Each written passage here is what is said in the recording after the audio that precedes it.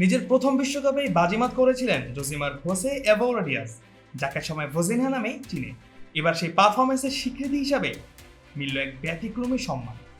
Cape ভার্দের 40 বছর বয়সী গোলরক্ষক ভজিনহার নামেই নামকরণ করা হয়েছে সদ্য আবিষ্কৃত এক নতুন সামুদ্রিক প্রাণীর। ফুটবল ইতিহাসে এমন ঘটনা বিরল, যেখানে মাঠের নৈপুণ্য জায়গা করে নেয় বিজ্ঞান জগতের স্থায়ী নথি থেকেও প্রকৃতিতেও। স্প্যানিশ সামুদ্রিক জীববিজ্ঞানী হেসুস ওর্তেয়া ক্যারিবীয় সাগরে গবেষণার সময় আবিষ্কার করেন মাত্র 4 মিলিমিটার আকারের উজ্জ্বল লাল রঙের একটি নতুন সামুদ্রিক মোলাস্ক। প্রাণীটির বৈজ্ঞানিক নাম রাখা হয়েছে আলদিসা ভজিনহাই।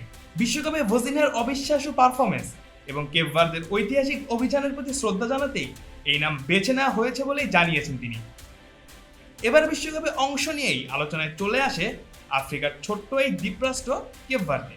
আর সেই রূপকথার অন্যতম নায়ক ছিলেন তাদের গোলরক্ষক ভজিনহা।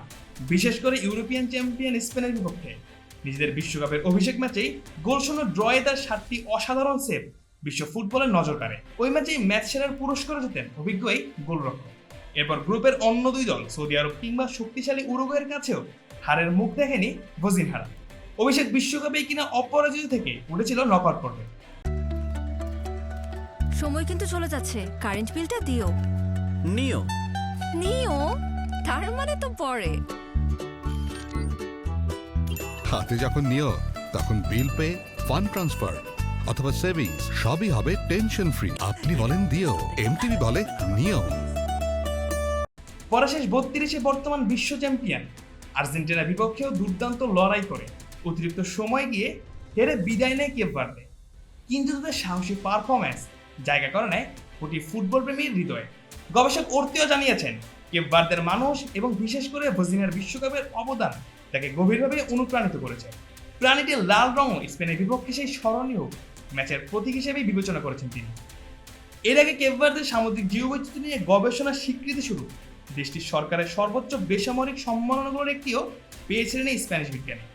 বলা যায় বিশ্বকাপে ভজিনহার গল্প শুধু মাঠেই আর সীমাবদ্ধ থাকেনি। 40 বছর বয়সে অভিষেক করে তিনি গড়েছেন অনন্য সব রেকর্ড। আর তার দুর্দান্ত পারফরমেন্সের জন্য সামাজিক যোগাযোগ মাধ্যমেও তার জনপ্রিয়তা বেড়েছে বিস্ময়করভাবে।